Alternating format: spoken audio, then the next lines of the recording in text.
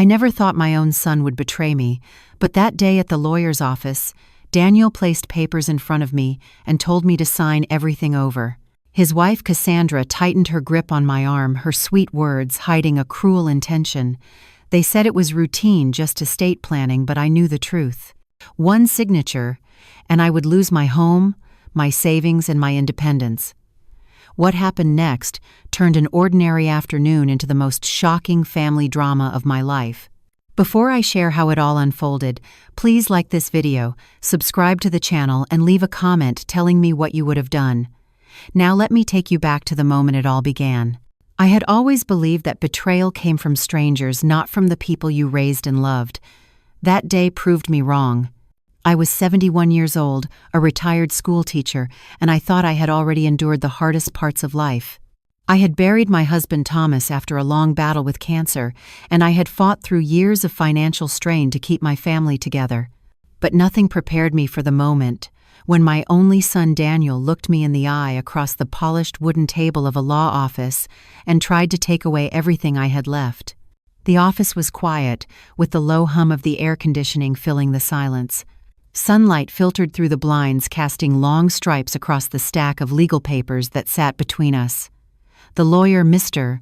Harris, a man in his late 50s with silver hair and sharp glasses, had stepped out for a few minutes to retrieve additional documents. That brief absence gave Daniel and his wife Cassandra the perfect opportunity to press their plan. Daniel leaned forward, his voice low and coaxing. "Mom, it is nothing complicated. Just sign these papers and it will make things easier for everyone. It is routine. Routine." The word rang in my ears like a false note played on a piano. My instincts screamed that nothing about this was routine. I looked down at the papers, reading the heavy words scattered across the page. Transfer of ownership, assignment of benefits, durable power of attorney. These were not harmless forms. They were the keys to my home, my pension, and my future. Cassandra placed a manicured hand on my arm, her long red nails pressing into my skin with a grip that was supposed to look affectionate but felt like iron. Her smile was dazzling, as if we were simply a family gathered for an important but happy moment. Mom, Cassandra purred, "You know how stressful it is to manage property and money at your age. Let us help you. Daniel and I will take care of everything so you can rest." Her words were honey on the outside but poison underneath. I had heard this kind of persuasion before, always wrapped in concern and duty, but it never failed to end with me losing something valuable. I remembered the countless times Daniel had asked for help in the past. Tuition, car repairs, a mortgage payment. His voice always held the same pleading tone. Only this time it was not a few $1,000s. It was my entire life. I glanced around the room, desperate for something solid to anchor myself. The framed degrees on the wall, the tall bookshelf lined with heavy volumes of law, the receptionist outside speaking softly on the phone. For a moment I considered giving in, as I had done so many times before. My heart ached at the thought of losing Daniel. If I refused, would he cut me out of his life completely? Would I lose my grandson Ethan too? Daniel must have sensed my hesitation because his voice sharpened. "Mom, do not drag this out. We have already discussed this. You cannot manage all these responsibilities on your own. Just sign and let us handle it." His words were no longer coated in sweetness. There was steel in them now, the same steel I had ignored for years because I wanted to believe he was still the little boy who once clung to my hand on the way to school. My hands trembled as I held the pen. Cassandra tightened her grip on my arm as if to remind me there was no way out. I felt trapped like a cornered animal. My breath grew shallow and the room seemed to close in around me. I could almost hear Thomas's voice in my head warning me, telling me to be strong, to stand up for myself. But fear is a powerful thing, and guilt is even stronger. Daniel leaned even closer, his breath hot against my cheek. "Think of Ethan, Mom. Think of your grandson. Do you want him to grow up without security? Do you want him to watch his grandmother struggle alone?" He knew exactly which buttons to push. Ethan was my weakness, the light of my life. I could never bear the thought of him suffering. Yet something deep inside me whispered that this was not about Ethan. It was about power, about control. At that moment the door opened and Mr. Harris returned. He placed another stack of papers on the table and began explaining the details, his voice calm and professional. I tried to focus on his words, but Daniel's hand nudged the pen closer to mine. Cassandra's nails dug deeper into my skin. I realized I had only seconds to act. When Mr. Harris turned to retrieve a file from his briefcase, I quickly scribbled on the margin of one of the documents. "Help. I do not want this. I am being forced." My heart pounded as I slid the paper toward him. For a terrifying moment, I thought no one would notice. Then Mr. Harris's eyes fell on the note. His brows furrowed slightly, but he did not speak. Instead, he gave me a subtle nod and pressed a small button beneath his desk. Relief washed through me, but I kept my face neutral. Daniel and Cassandra were still watching me closely. I had to play along until help arrived. Mr. Harris cleared his throat. "Mrs. Taniel. Lawson, before you sign, I need to review some standard verification steps. Could you step into my office for a moment so we can confirm everything privately?" Cassandra's smile faltered. "That will not be necessary," she said quickly. "My mother-in-law is ready to sign here. We do not want to waste anyone's time." But Mr. Harris's tone was firm. "It is policy for transactions of this scale. There are no exceptions." Daniel's jaw tightened. His hand clenched into a fist on the table. For the first time, I saw a flicker of panic in his eyes. I rose slowly from my chair, my legs trembling but determined. Cassandra's nails slid reluctantly from my arm, leaving faint marks that burned against my skin. My heart hammered in my chest as I followed Mr. Harris toward his private office. Behind me, I heard Daniel whisper harshly to Cassandra, "Do not let her stall. We need this done today." The words cut through me like ice. He did not say, "We need to help Mom." He said, "We need this done." My son, my only son, was treating me like a transaction, a problem to be solved, a wallet to be emptied. Inside Mr. Harris's office, the air felt different. The blinds were half closed and a small lamp glowed on his desk. He closed the door gently, then leaned forward. "Mrs. Lawson, tell me the truth. What is really going on here?" I stared at him, my throat tight with unshed tears. Then the dam inside me broke. The words poured out faster than I could control them.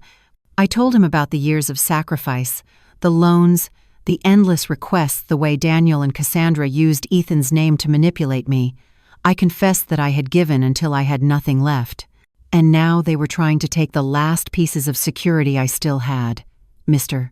Harris listened without interrupting, his expression growing more serious with each detail.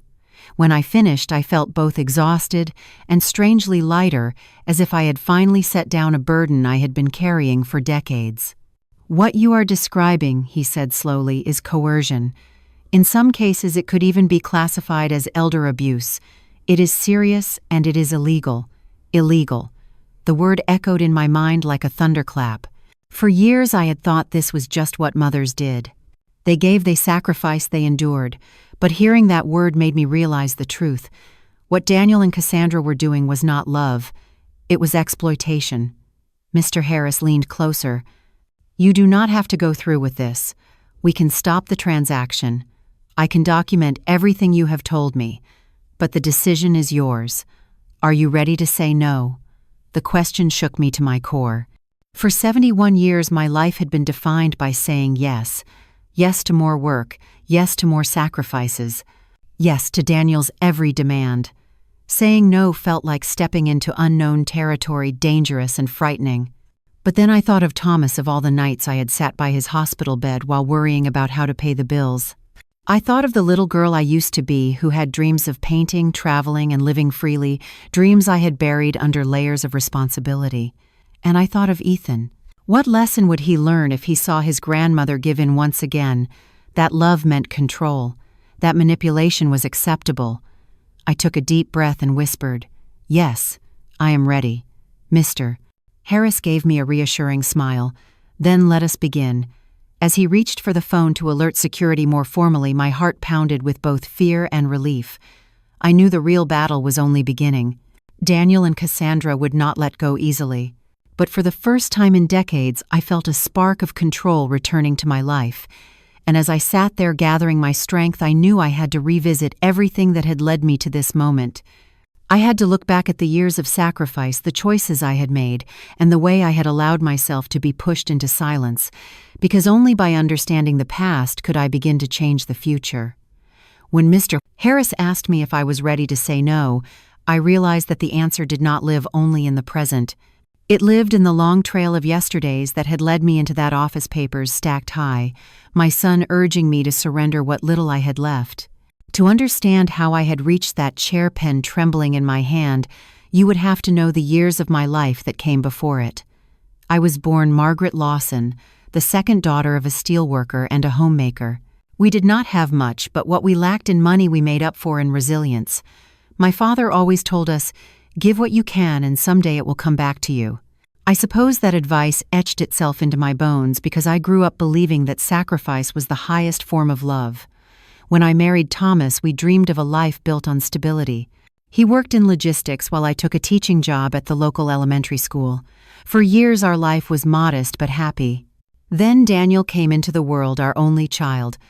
From the moment I held him in my arms, small and red-faced with tiny fists flailing, I vowed he would never know the hunger or hardship I had known. That vow became the compass of my life, pointing me always toward giving, always toward yes.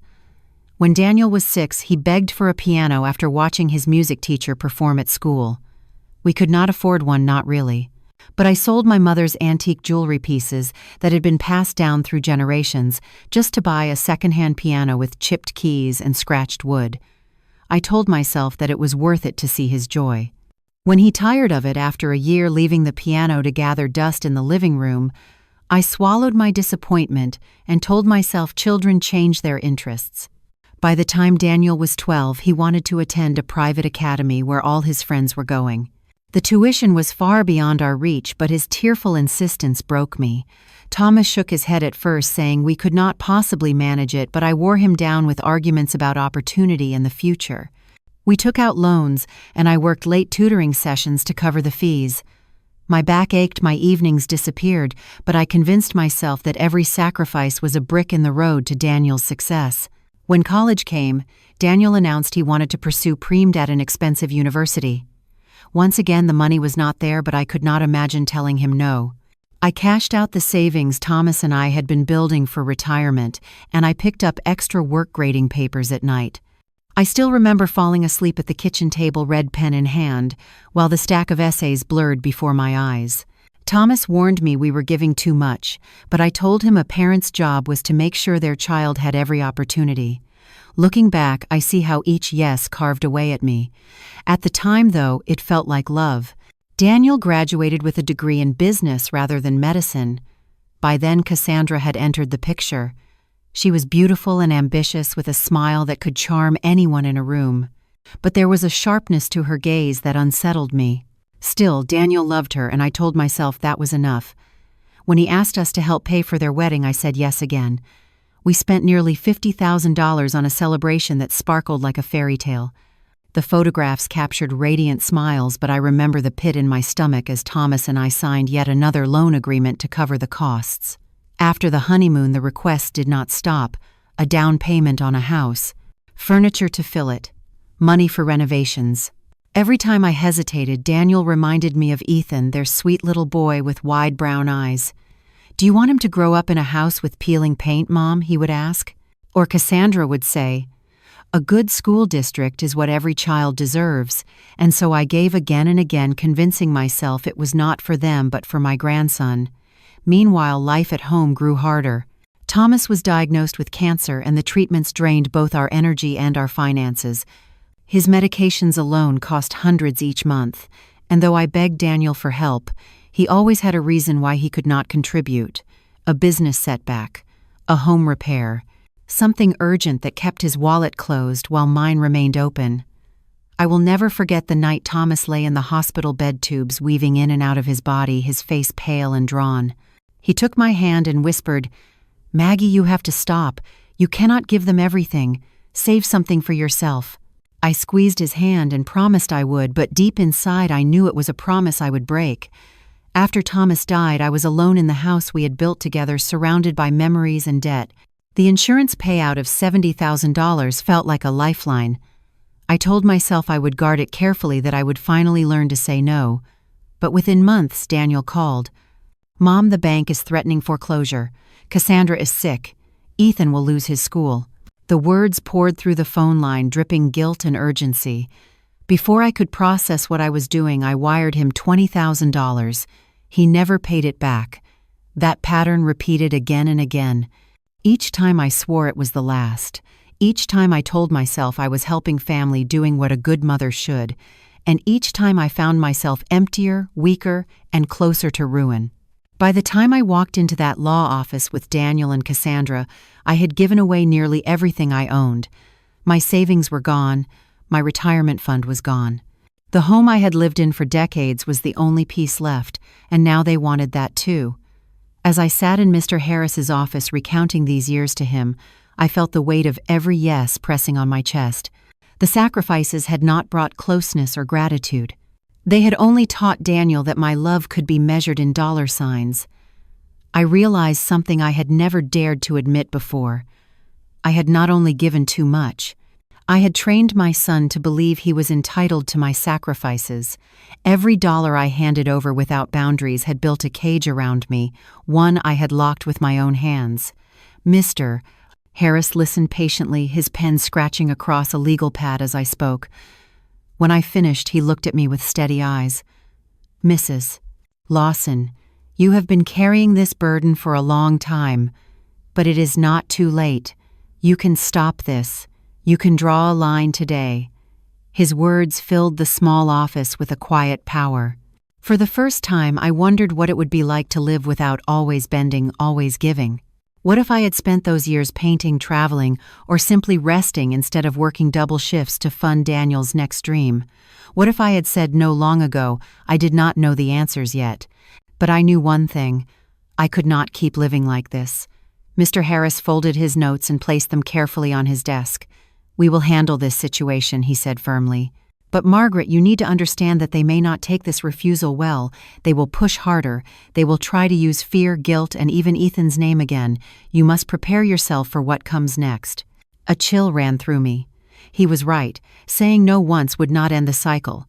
It would only ignite a storm. I took a deep breath and nodded. I was ready to face that storm, though I had no idea how fierce it would become.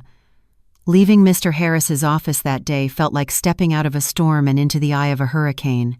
The room was quiet, the air cooler, and for a brief moment I felt as though I had escaped disaster.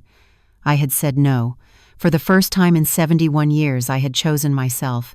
But even as I gathered my purse and tried to calm my shaking hands, I knew Daniel and Cassandra would not let this end here. They had built their lives on my compliance. And when the foundation of a house begins to crack, people will fight to keep it from collapsing. Outside in the waiting area, Daniel and Cassandra were sitting stiffly, their faces masks of controlled fury. Cassandra's smile was brittle, her lips stretched too thin, her eyes blazing with accusation. Daniel stood the moment he saw me, his jaw clenched so tightly the muscles in his face twitched. "What took so long, Mom?" he demanded. "We are wasting everyone's time, just sign the papers." I forced my voice to remain steady. "I am not signing anything." The silence that followed was heavy, broken only by the faint tapping of Cassandra's fingernails against the armrest of her chair. Daniel's face darkened a storm, gathering across his features. "What do you mean you are not signing?" he hissed. "We already explained everything." I met his eyes, and for the first time in my life I did not look away. "I will not sign," I repeated. Cassandra rose slowly, smoothing her skirt, her voice laced with feigned patience. "Margaret, you are making a mistake. You cannot handle finances at your age. Do you want to lose everything because you are too stubborn to accept help?" Her words were sharp, each one designed to slice through my fragile confidence. But before I could answer, Mr. Harris stepped forward, his voice calm but authoritative. "Mrs. Lawson has made her decision. The matter is closed for today." Daniel's eyes flicked toward him, and for the first time I saw the raw calculation in my son's gaze. It was not about my well-being. It was not about family. It was about money, control, power. That night the phone calls began. At first they came once every few hours, Daniel's voice tense but measured. "Mom, you cannot be serious. This is just a temporary arrangement." Cassandra's voice soft and dripping with guilt. "We only wanted to protect you. Ethan will be heartbroken if you do not let us help." When I did not answer, the calls grew more frequent. By the second day, my phone rang every half hour. By the third, Cassandra left long messages, her voice cracking with false tears. "Margaret, how could you do this to us? After all we have done together, do you want to see us lose the house? Do you want Ethan to suffer?" Their words clawed at me, dragging guilt across every nerve. I paced the living room, the walls of the house I had lived in for 40 years closing in on me. My resolve wavered more than once. My hand hovered over the phone, tempted to pick it up and surrender, to say yes just to end the torment. But then I remembered Mr. Harris's warning. They will push harder. They will use fear and guilt. And I realized that every ring of the phone was proof he had been right. On the fifth night, Daniel showed up at my door. He did not bother with pleasantries. He pushed inside before I could stop him, Cassandra trailing behind him with a tight smile that did not reach her eyes. "We need to talk," he said sharply. I tried to steady my voice. "About what? About you ruining this family," he snapped. "Do you even care what happens to us?" His words were a knife to the chest. How could my own son accuse me of ruining the family when I had sacrificed everything for him? But Cassandra stepped forward, her voice syrupy sweet. "Margaret, we are only trying to help.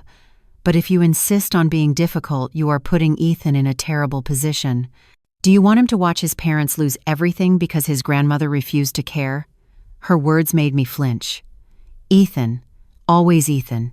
My grandson, my weak point used like a weapon against me. I tried to explain. "I am not refusing to care. I have nothing left to give." Daniel's voice rose, echoing through the hallway. "That is a lie. You have your house. You have your savings. You are just being selfish. Selfish." The word hit me harder than any slap. I had built my life around never being selfish, around giving until I had nothing left. And here was my son, the child I had carried and raised, looking at me with hatred because I had finally said no. I told them to leave. My voice trembled, but I stood firm. "You need to go now." For a moment, I thought Daniel might refuse. His fists clenched, his chest heaving. Cassandra touched his arm, whispering something I could not hear. He spun on his heel and stormed out, slamming the door so hard the frame rattled. When the house was quiet again, I sank into the armchair, my hands shaking. My body trembled from the confrontation, but deep inside a small spark of strength glowed. I had told them to leave. I had not caved. But that night, as I lay in bed staring at the ceiling, fear seeped into my bones. What if they were right? What if I ended up alone, without help, without family? The questions swirled through my mind until sleep finally dragged me under. The following week was worse. Letters in the mail, written in Cassandra's neat handwriting. Each one painted me as a villain. "You are tearing this family apart. You are abandoning your grandson. Everyone will know what kind of mother you really are." I tore them up, but the words lodged in my chest like shards of glass. One afternoon, my sister Helen called. "Margaret," she began gently, "I spoke to Daniel.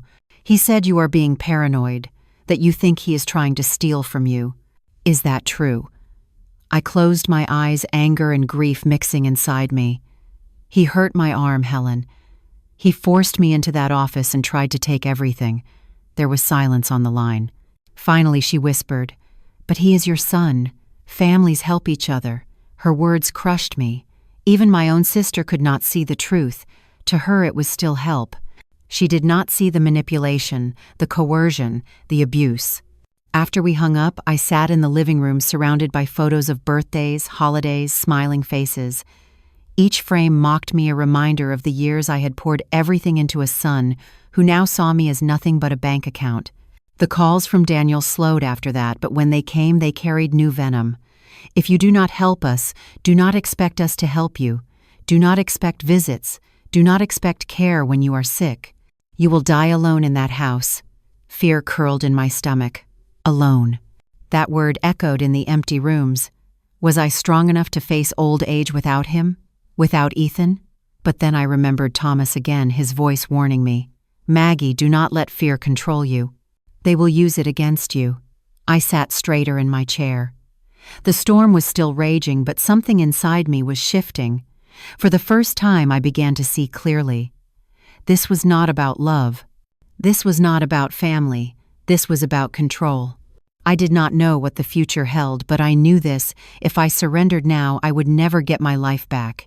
And deep inside, another realization began to stir. If I was going to survive this storm, I could not face it alone. I would need help, guidance, allies. I just did not know yet where to find them. The weeks after Daniel stormed out of my house felt like walking on a tightrope stretched over a canyon. Every phone call, every knock at the door threatened to tip me over the edge. I had spent a lifetime giving, always smoothing things over, always yielding, so the silence that followed my refusal felt unnatural, almost dangerous. I could sense Daniel and Cassandra gathering their strength, planning their next strike. And I was right. It began with Cassandra. She showed up one Friday afternoon unannounced, dressed as if she were heading to a charity luncheon rather than invading her mother-in-law's living room. She carried a tray of muffins, the kind she knew I liked her, smile bright and brittle. "Margaret," she said in her sweetest voice, "I thought we could have a little chat, woman to woman." I let her in, though my stomach churned. She set the tray on the coffee table, sat down, and folded her hands in her lap. For a moment she looked like the daughter I never had. But then her words began to slice. "You are putting Daniel in an impossible position," she said softly. "He is trying to be a good son, a good husband, a good father, but your stubbornness is tearing him apart."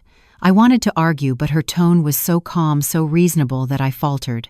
She leaned closer, lowering her voice as if she were confiding in me. "Margaret, you are not young anymore. You cannot handle the stress of bills and repairs and taxes. Why not let us help you? You know we love you." Her hand touched mine, warm and firm, but her eyes were cold. I realized then that every word was rehearsed, every smile calculated. I pulled my hand back. "I told you already.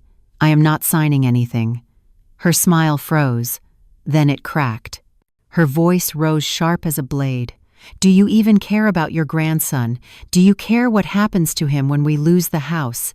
That was the moment I saw the truth without any veil. Cassandra did not come to reason with me. She came to break me. I stood, my knees trembling, but my voice firm. "You need to leave." She stared at me for a long moment, her eyes narrowing. Then she grabbed her tray of muffins and walked out without another word. But I knew it was not over. The very next day Daniel arrived. He did not knock. He shoved the door open so hard it slammed against the wall.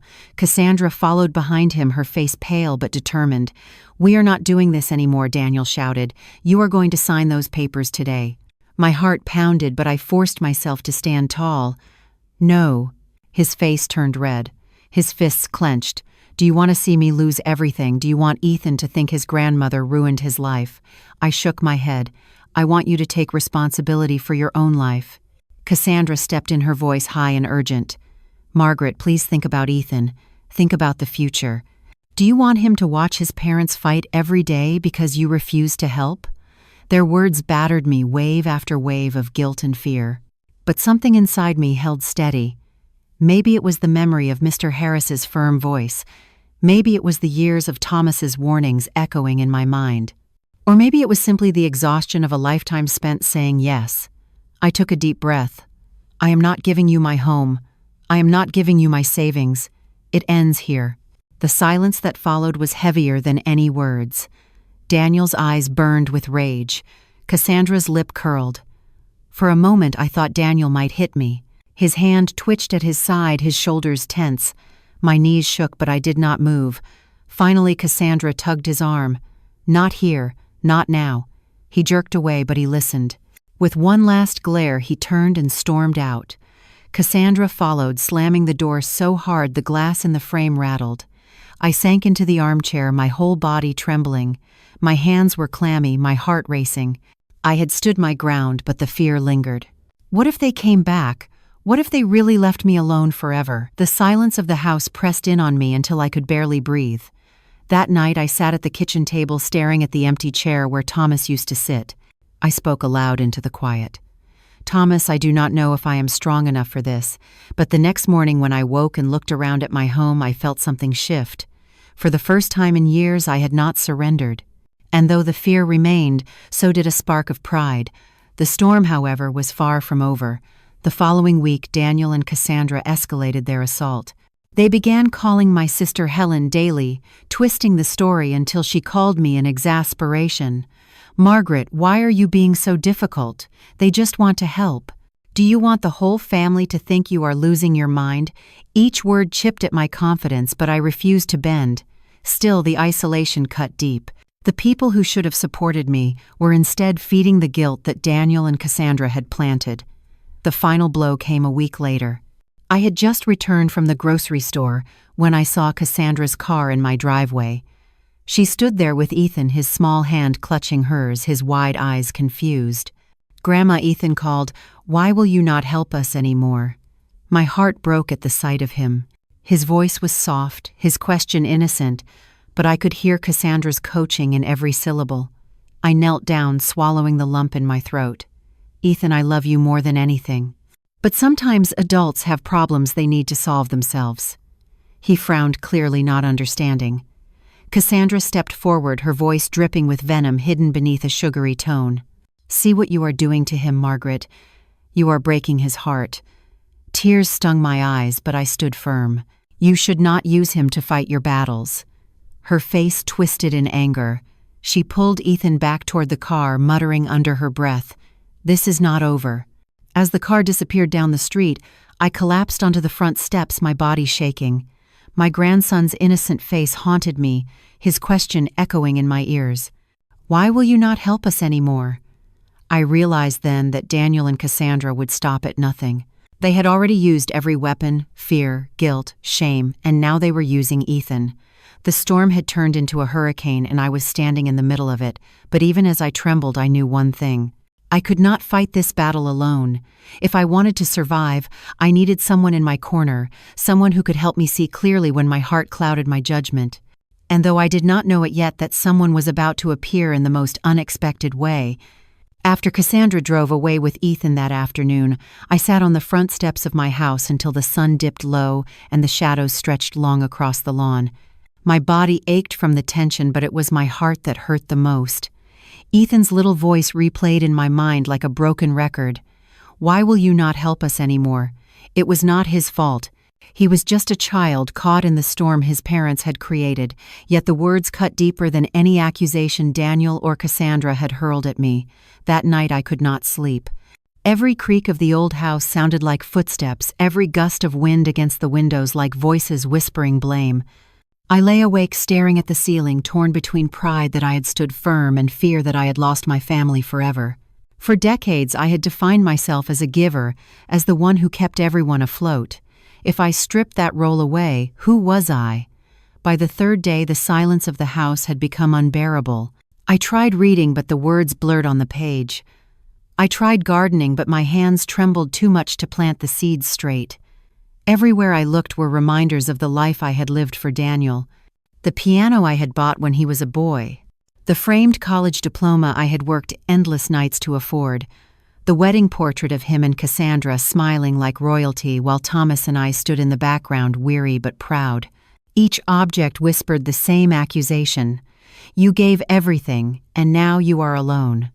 The phone rang constantly. I let it go to voicemail, but the messages piled up. Daniel's voice hard and cold. "Mom, if you think you can cut us off, do not call us when you need anything." Cassandra's tone dripping with guilt. "Margaret, you are breaking Ethan's heart. He cries every night asking why his grandmother abandoned him." My sister Helen's weary sigh. "Maggie, everyone is worried about you. Daniel says you are confused, that you are imagining things. Please do not embarrass yourself." Each message was another stone added to the weight already pressing on my chest. I began to wonder if they were right. Maybe I was losing my mind.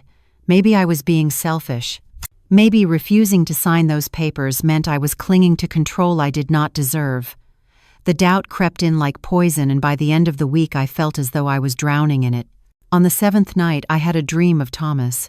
He was sitting in his old chair by the fireplace, his hands folded in his lap, his eyes filled with the same calm wisdom that had steadied me for 40 years. He looked at me and said, "Margaret, you are not wrong. Do not let them twist the truth." Then the dream faded, and I woke with tears streaming down my face. The next morning I made myself a cup of tea and sat at the kitchen table staring at the steam curling upward. That was when I heard the knock on the door. It was gentle, hesitant, nothing like Daniel's angry pounding. I opened it to find my niece Julia standing there. Julia was Helen's daughter, a woman in her 30s with kind eyes and a quiet strength. We had not been especially close over the years, but I had always liked her. She gave me a nervous smile. "Aunt Margaret, can I come in?" I nodded, too surprised to speak. She stepped inside and glanced around, her gaze softening when it landed on the family photos lining the walls. We sat in the living room and she folded her hands in her lap just as Cassandra had, but her voice held no manipulation, only sincerity. "I heard what happened at the lawyer's office," she said. "Mom told me her version, and then I called Dad. He told me something different, and I thought maybe it was time I heard your side." Her words unlocked something inside me. I told her everything.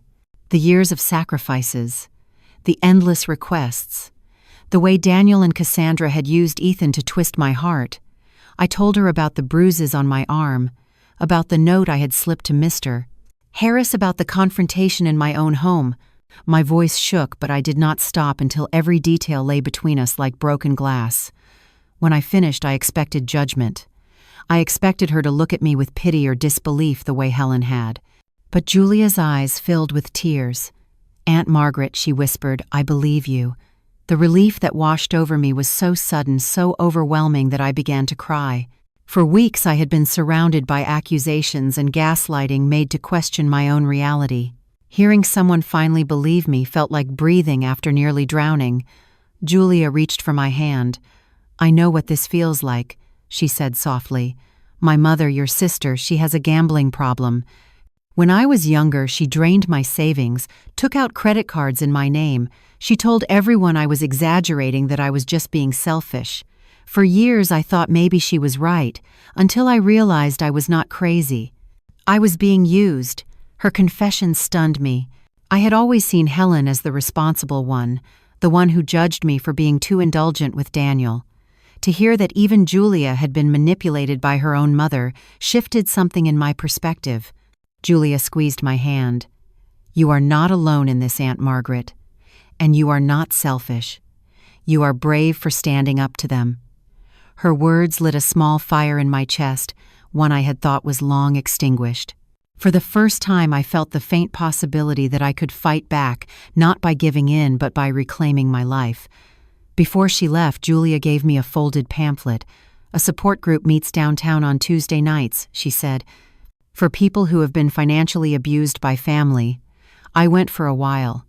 It helped me more than I expected. Maybe it could help you too. After she left, I sat at the kitchen table staring at the pamphlet. The words financial abuse stared back at me, bold and undeniable. I had spent decades thinking I was just a mother doing her duty. But now, for the first time, I wondered if what I had endured had a name, and if giving it a name meant I could finally confront it. That night, as I placed the pamphlet on the nightstand beside my bed, I felt the crushing weight of isolation lift just a little. The guilt was still there, sharp and heavy, but it no longer felt absolute. For the first time in weeks, I drifted to sleep without fear pressing down on my chest.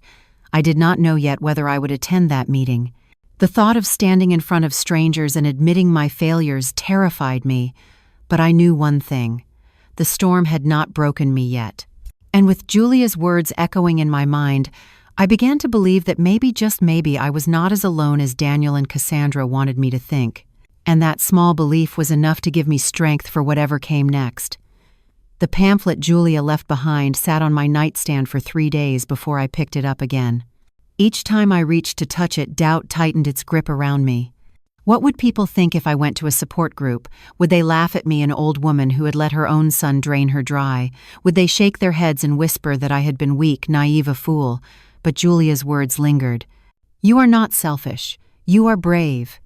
And late one Tuesday afternoon, as the sun slid behind the trees and painted the sky in streaks of orange, I found myself putting on my best sweater and slipping the pamphlet into my purse. The downtown library was quieter than I remembered. I walked through the double doors, my footsteps echoing against the tiled floor. In the far corner, past rows of books and a corkboard plastered with flyers, a small room buzzed with soft voices. My hands trembled as I pushed the door open. Inside, 12 people sat in a circle. Men and women of all ages, though most were over 50, their faces lined not just with age, but with experience, with pain, with endurance. A woman with short gray hair and warm eyes stood and smiled. "Welcome," she said gently. "I am Sandra, the facilitator. Come in, take a seat." I wanted to turn around and flee, but something anchored me to the spot. Slowly, I crossed the room and sat in an empty chair. No one stared. No one whispered. They simply waited, as though they already understood the hesitation that weighed down my every move. The meeting began with introductions. A man named Charles spoke first. His voice cracked as he described how his brother had convinced him to mortgage his house 3 times for gambling debts. A woman named Elaine told us her daughter had manipulated her into signing over property, then sold it without a word. Another woman, older than me, described forging her son's signature on checks until the day she realized she had been tricked into signing her own name. Their stories pierced me like arrows, but instead of shame, I felt recognition. I was not alone. I was not crazy. This pattern of love twisted into exploitation was bigger than me, bigger than Daniel and Cassandra. When my turn came, I almost stayed silent. But then Sandra's gentle gaze met mine, and the words poured out. I told them about Daniel, about Cassandra's manipulation, about Ethan's innocent questions used as weapons. I told them about slipping the note to Mr. Harris, about the confrontation in my living room, about the endless phone calls and guilt. My voice shook, but no one interrupted. No one judged. They simply listened. When I finished, Sandra nodded slowly. "Thank you, Margaret. Financial abuse by family is one of the hardest forms to recognize because it hides behind love and obligation. You are not weak. You are a survivor." Her words loosened something inside me. Tears spilled down my cheeks, but this time they were not from fear or shame. They were from relief. After the meeting ended, a woman named Eleanor approached me. She was 75, tall and regal, despite the lines of sorrow etched on her face.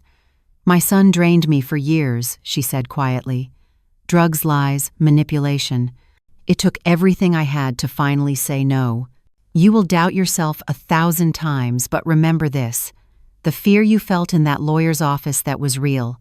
The bruises on your arm, that was real. Those feelings do not lie." Her words planted themselves deep in my heart. For so long, Daniel and Cassandra had twisted reality, making me question my own memory, my own worth. But here was a stranger telling me that my truth mattered, that it was valid. When I left the library that night, the air felt lighter, as if a weight had been lifted from my shoulders. For the first time in weeks, I walked with my head a little higher. The following days brought new challenges. Cassandra left another message, her voice sharp with anger. "Margaret, this is ridiculous. Everyone thinks you have lost your mind. Do you want the neighbors to whisper about you?" Daniel sent a text. "If you think we will be around when you need help, think again." Even Helen called again, her voice full of exasperation. "Maggie, you are pushing your son away. Is that really what you want at your age?" Each word still hurt, but they no longer shattered me. Now I had the faces of Charles and Elaine and Eleanor in my mind. I had Sandra's calm voice reminding me that I was not alone. I had Julia's belief in me. One evening, Julia returned. She carried groceries and a smile that reached her eyes. "I thought you might like some company," she said. We cooked dinner together, and for the first time in months, laughter filled my kitchen. She told me more about her own struggles with Helen, how her mother had manipulated her, how she had clawed her way back to independence. Listening to her, I realized that strength runs in many directions. Julia had found hers, and now she was helping me find mine. As we ate, she looked at me with gentle seriousness. "Aunt Margaret, I know this is hard, but you cannot keep this fight inside the family. You need protection, legal protection, emotional support. Otherwise, Daniel and Cassandra will never stop." Her words frightened me, but I knew she was right. I had always believed family matters should stay behind closed doors. But what if those closed doors were the very prison bars keeping me trapped? That night, as I washed the dishes and stared out the kitchen window into the darkness, I realized something. For the first time in my life, I was not entirely alone. Julia was by my side. The people at the group understood me. And maybe, just maybe, I was strong enough to fight back, not with fear, not with guilt, but with truth. But even as that realization grew, so did a new dread. Because I knew Daniel and Cassandra. They would not accept my boundaries quietly. They would come back angrier, more desperate, more dangerous. And deep inside, I wondered how much more I could endure before the storm consumed us all. The days after Julia's visit felt different. For weeks I had lived with fear pressing on my chest, but now there was a small flame inside me, flickering but steady. Julia's faith in me and the support group's stories echoed in my mind every time the phone rang, every time a new letter arrived in the mail. The next time Daniel called, his voice sharp with irritation, I did not answer. I let it go to voicemail. When Cassandra texted accusing me of destroying Ethan's childhood, I did not reply. And when Helen called sighing into the phone about family obligations, I turned the ringer off altogether. At first the silence was deafening. My instinct was to explain myself, to defend, to argue. But as the hours turned into days, the silence began to feel like armor. For the first time in years, my mind was not filled with their demands. It was filled with my own thoughts. One morning I stood in my living room and looked around. The furniture was old, worn, chosen decades ago. Not for my taste, but for practicality, and for what I thought Daniel might like when he visited. The walls were painted a beige so dull, it made the whole room feel tired. I realized I had not decorated a space for myself in 40 years. I had always chosen things with others in mind, what Thomas needed, what Daniel wanted, what guests expected. So I drove to a paint store. My hands trembled on the steering wheel, but the excitement bubbling in my chest carried me forward. I chose a soft green for the living room, a color that reminded me of the gardens I had always dreamed of tending. I hired a young man from the neighborhood to help paint, and as the old beige disappeared beneath fresh strokes of green, I felt something inside me changing too. I hung new curtains, bought a bright rug, placed fresh flowers in a vase on the table. Each change was small, but together they transformed the space. For the first time, my home reflected me, not Daniel, not Cassandra, not anyone else, just me. That evening I sat in the living room with a cup of tea, the scent of fresh paint lingering in the air. The room felt alive, vibrant. I realized that I was too. The next step came unexpectedly. I passed a flyer for an art class at the community center. Painting for beginners, it read. My first instinct was to ignore it. I was too old, too inexperienced. But then I thought of Eleanor from the support group who had told me she started pottery at 75. If she could do it, why not me? The first day of class, I felt awkward, like a child holding a brush for the first time.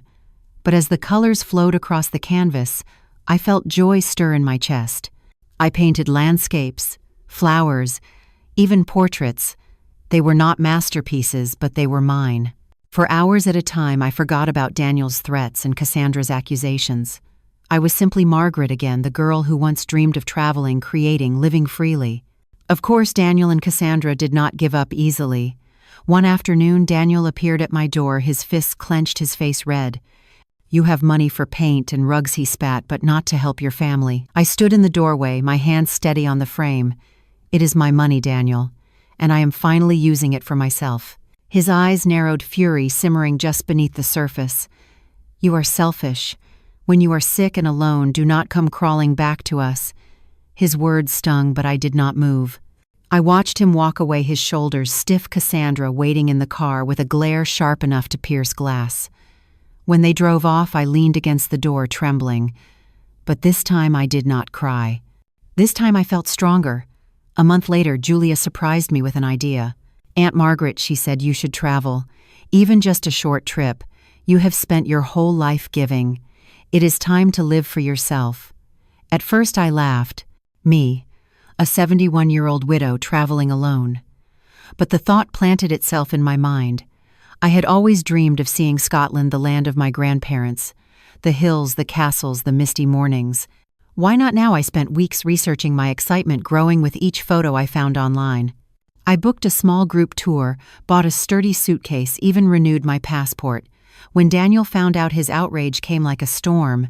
You are spending your retirement money on vacations, he yelled over the phone. What about emergencies? What about us? I took a deep breath. Emergencies will come, Daniel, but they will be mine to face, not yours to drain. He fell silent for a moment, then sneered. You are pathetic. You will regret this. I hung up before he could say more. My hands shook, but my chest felt light.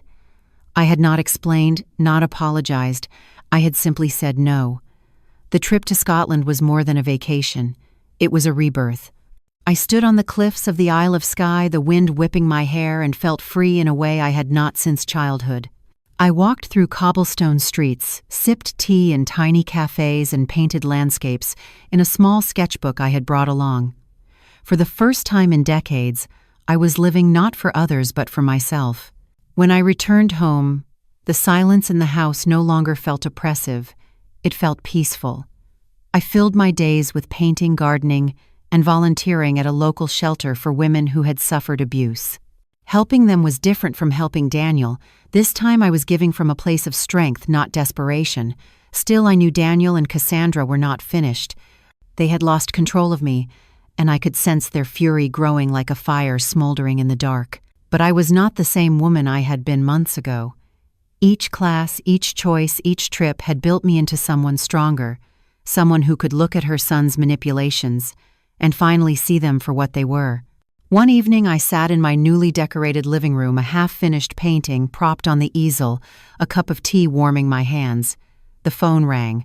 Daniel's name flashed on the screen. For a moment, old fear rose in my chest, but then I set the phone down and let it ring. I chose myself, and I knew this was only the beginning. The real test would come when Daniel and Cassandra made their next move, desperate to pull me back under their control. And deep down I knew they would. 6 months had passed since that stormy day at the lawyer's office, and my life looked nothing like it had before. My house was brighter, my schedule filled with art classes and volunteer work, my heart lighter than it had been in decades. Yet even as I painted flowers and landscapes, even as I shared tea with Julia or laughed with new friends at the support group, I knew the shadow of Daniel and Cassandra still hovered over me. They had grown quieter after my trip to Scotland, but silence from them never meant peace. It meant planning.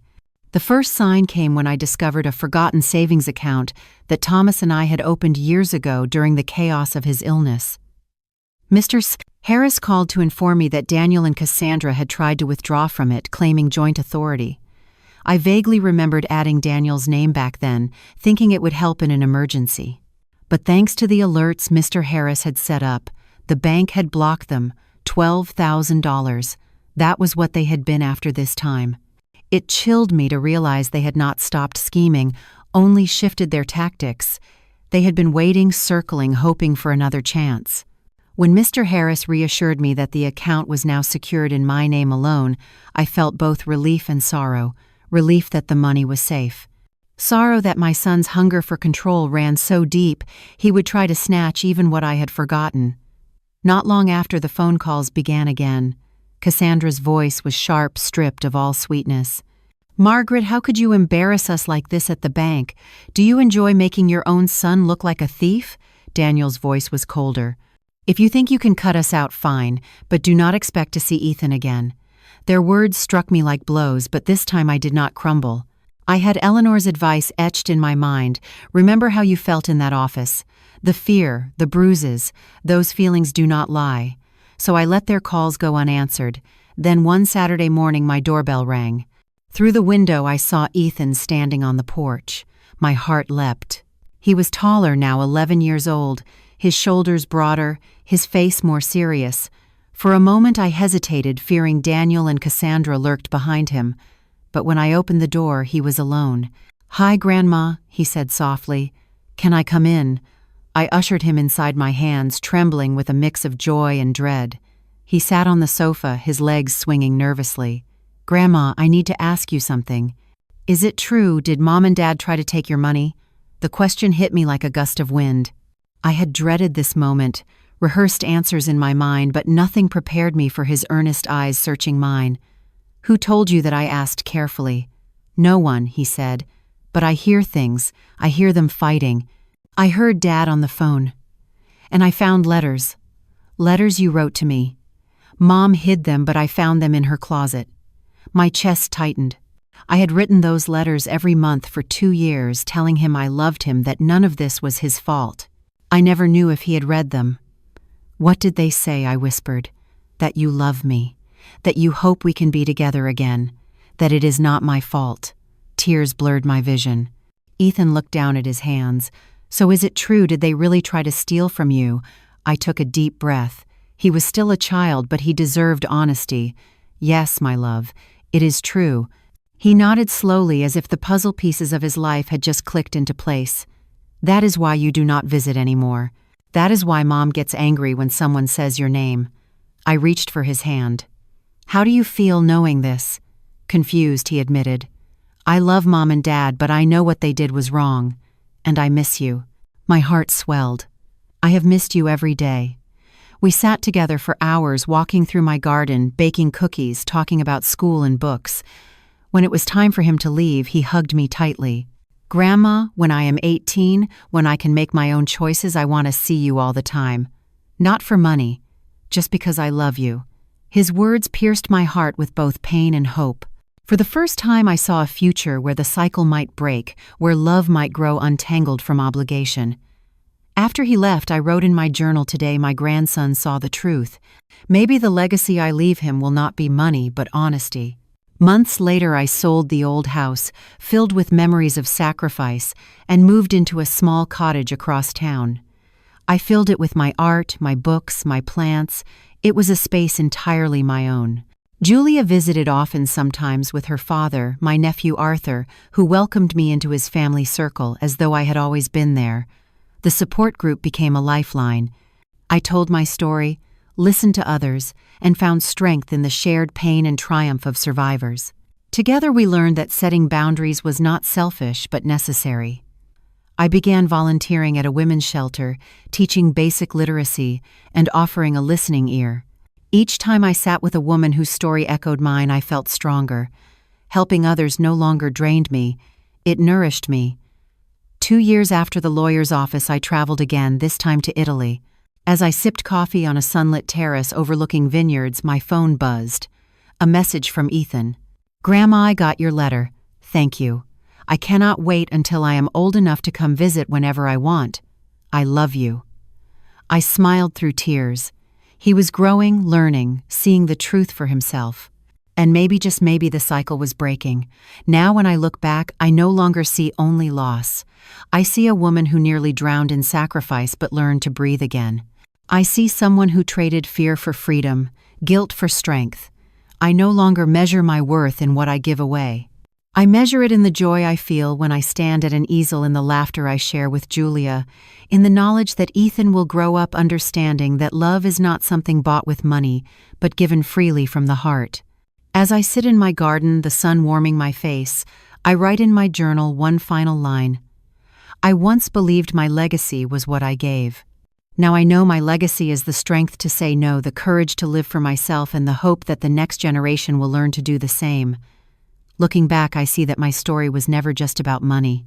It was about boundaries, love, and the strength to finally stand up for myself after a lifetime of giving. For years, I thought sacrifice was the only way to prove love. I thought saying yes, even when it cost me everything, was the duty of a mother. But I was wrong. Real love does not demand you empty yourself until there is nothing left. Real love allows you to protect your dignity, your peace, and your future. By learning to say no, I not only saved what little I had left, I saved myself. And in doing so, I gave my grandson a chance to see that love can be honest, not manipulative, and that family can be built on respect, not control. So if you have ever felt pressured, if you have ever been told that saying no makes you selfish, I want you to remember this: taking care of yourself is not selfish. It is survival. It is strength. It is the foundation for every healthy relationship you will ever have. If this family drama touched your heart, please give this video a like, subscribe to the channel, and share your thoughts in the comments. Tell me, have you ever faced a moment where you had to choose between sacrificing for family or protecting yourself? Your stories matter, and I would love to hear them. Thank you for listening. Now let us move forward together, stronger, wiser, and unafraid to say no when it matters most.